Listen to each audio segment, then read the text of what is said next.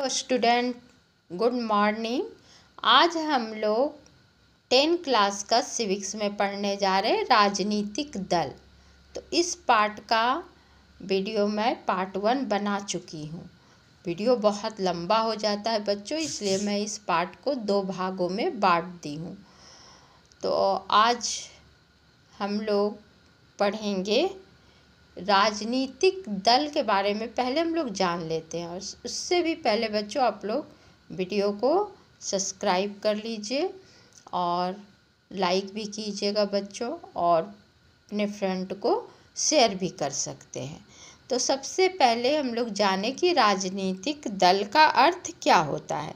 राजनीतिक दल व्यक्तियों का एक ऐसा संगठन या संगठित समूह होता है जो देश की राजनीतिक तथा आर्थिक समस्याओं के बारे में विचार रखते हैं और जो संवैधानिक उपायों अर्थात चुनावों द्वारा सरकार पर नियंत्रण करने का प्रयत्न करते हैं। पहले हम लोग देखते हैं गैटल के अनुसार। गैटल क्या कहते हैं राजनीतिक दल के बारे में, यानी कि राजनीतिक दल का क्या अर्थ होता है। गैटल के अनुसार राजनीतिक दल नागरिकों का वह समुदाय है जो एक राजनीतिक इकाई के रूप में कार्य करता है और अपने मतदान की शक्ति का प्रयोग करके सरकार को नियंत्रित करना तथा अपनी सामान्य नीति की पूर्ति करना चाहता है। ये गैटल के अनुसार है। तो इसी तरह से बहुत सारे समाजशास्त्रियों ने इसका उदाहरण दिया है। तो आज हम लोग जानेंगे कि राष्ट्रीय राजनीतिक दल क्या है। राष्ट्रीय राजनीतिक दल क्या है बच्चों। तो विश्व के संघीय व्यवस्था वाले लोकतंत्रों में 2 तरह के राजनीतिक दल हैं। एक है संघीय इकाइयों में से सिर्फ एक इकाई में अस्तित्व रखने वाले दल, और अनेक या संघ की सभी इकाइयों में अस्तित्व रखने वाले दल। भारत में भी यही स्थिति है। तो आइए पहले जानते हैं कि राष्ट्रीय राजनीतिक दल किसे कहते हैं। राष्ट्रीय राजनीतिक दल ऐसे राजनीतिक दल को कहते हैं जिनका प्रभाव पूरे देश पर होता है और जो पूरे देश के लोगों के लिए कार्य करते हैं। किसी दल को राष्ट्रीय राजनीतिक दल के रूप में मान्यता प्रदान का अधिकार चुनाव आयोग के पास होता है।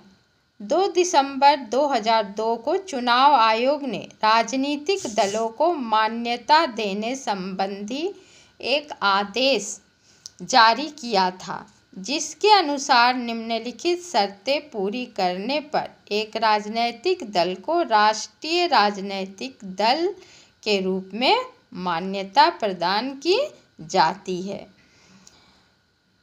तो राष्ट्रीय दल के यहाँ पे कुछ मुख्य दलों के नाम दिए हुए हैं, जैसे कि भारतीय जनता पार्टी, इनका चुनाव चिन्ह है कमल छाप।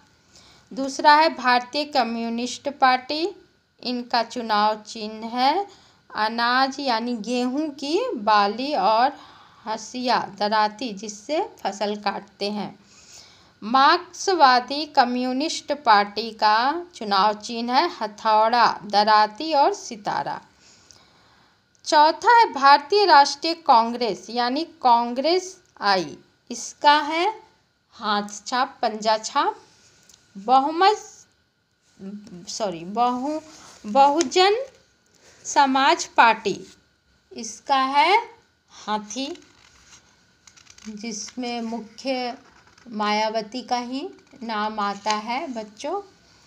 उसके बाद है राष्ट्रीय कांग्रेस पार्टी। कांग्रेस पार्टी भी अनेक भागों में बटा हुआ है। तो राष्ट्रीय कांग्रेस पार्टी का चुनाव चिन्ह है घड़ी। राष्ट्रीय जनता दल लालू प्रसाद, जिसमें मुख्य रूप से जिनका नाम आता है उसमें है लालटेन। तो इस तरह से चुनाव चिन्ह हर दल को दिया गया है। तो अब हम लोग पढ़ेंगे राजनीतिक दलों के लिए चुनौतियाँ। राजनीतिक दल के सामने क्या क्या चुनौतियाँ है, तो इसको हम लोग जानते हैं और हम बहुत शॉर्ट में बताएंगे बच्चों, नहीं तो वीडियो बहुत ही लंबा हो जाता है। तो आइए देखते हैं इसको।